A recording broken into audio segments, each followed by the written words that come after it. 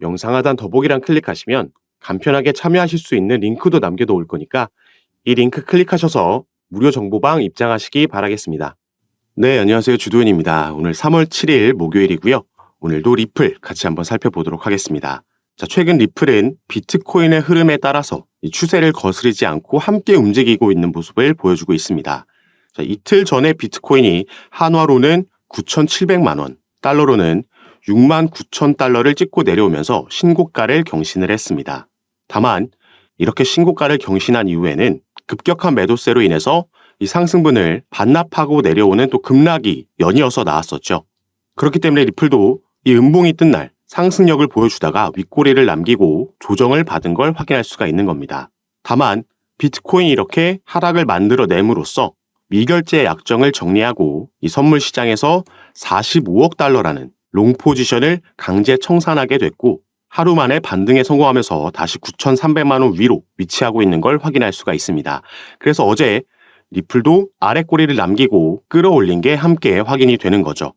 그리고 시장이 하루 만에 반등할 수 있었던 이유는 아무래도 비트코인의 현물 ETF의 역할이 상당히 크게 작용하고 있다 볼 수 있겠습니다. 블랙록이라는 세계 최대 자산 운용사가 연일 지금 ETF 관련해서 신기록을 경신하고 있습니다.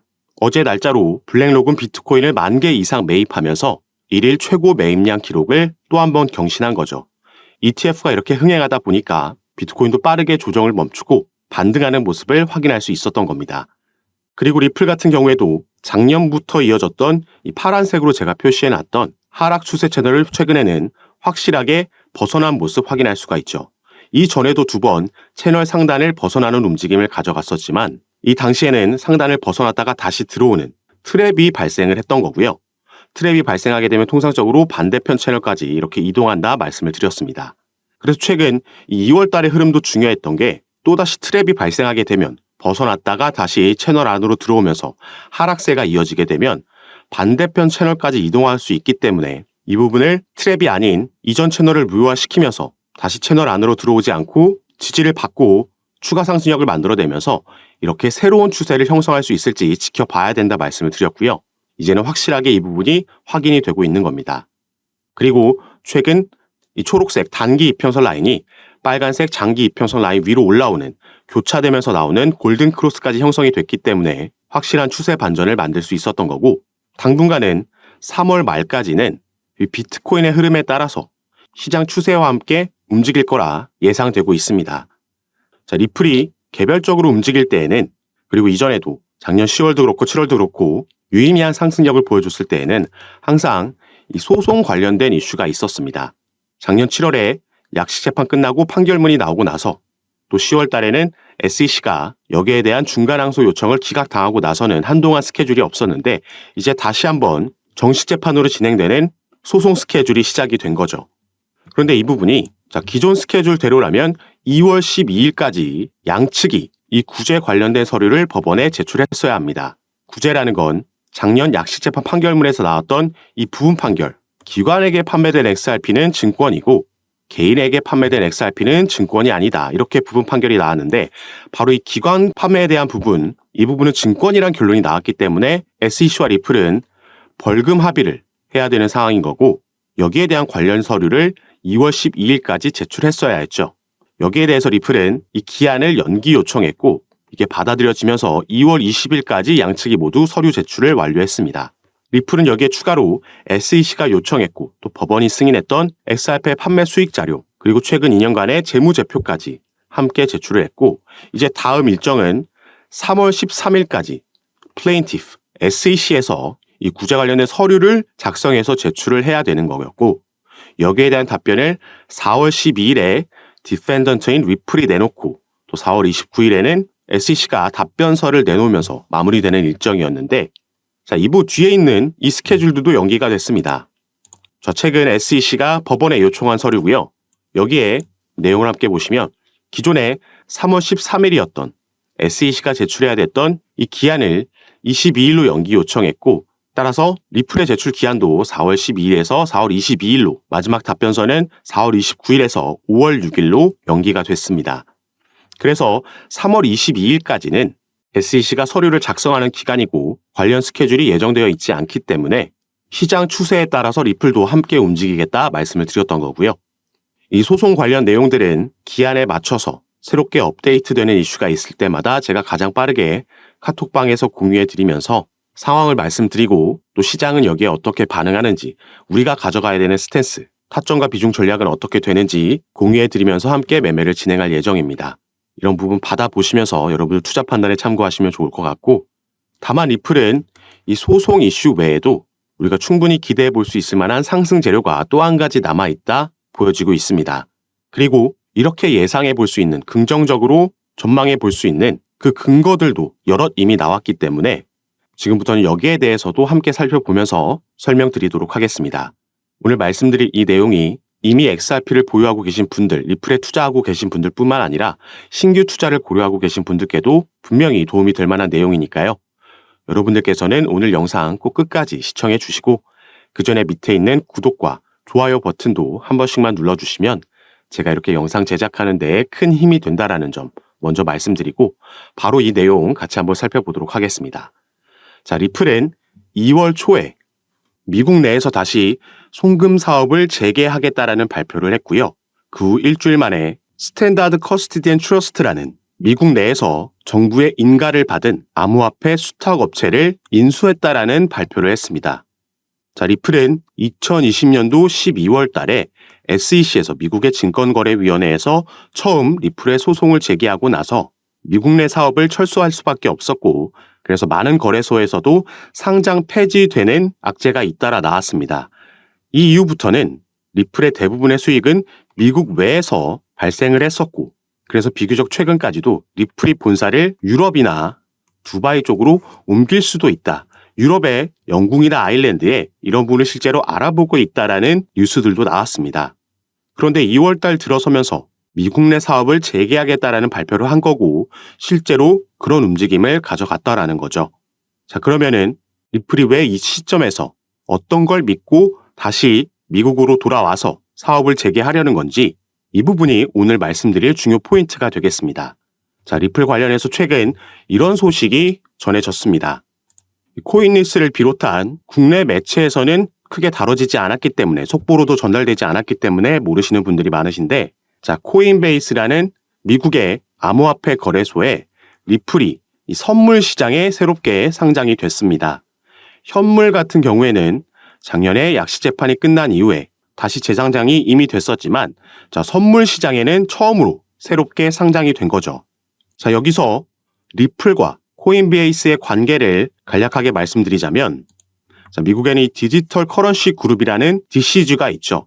가장 유명한 암호화폐 벤처 캐피탈이라고 보시면 되겠고 여기에 설립자이자 CEO 베리 실버트는 제2의 워린 버핏이라고 평가받는 이 암호화폐 업계에서 꽤 중요한 인물입니다.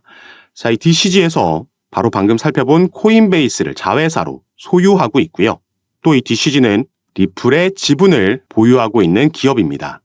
이렇게 미국 내 기업들끼리 연관이 되어 있다는 걸 먼저 말씀을 드리는 거고 이 디지털 커런시 그룹은 코인베이스와 리플뿐만 아니라 그레이스케일도 소유하고 있고 여러 다른 기업들의 지분을 보유하고 그 중심에 서 있는 기업이죠. 자, 그리고 코인베이스 외에도 최근 미국에서 새롭게 문을 연 거래소가 하나 있습니다. 바로 여기에 나와 있는 EDXM, EDX 마켓이라는 거래소인데요.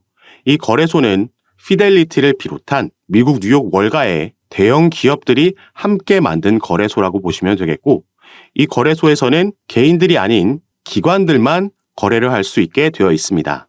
비교적 최근 작년 6월 달에 6월 22일부터 거래가 시작된 거래소인데 이 대형 자산운용사들이 함께 만든 거래소다 보니까 출시 전부터 엄청난 주목을 받았었고요.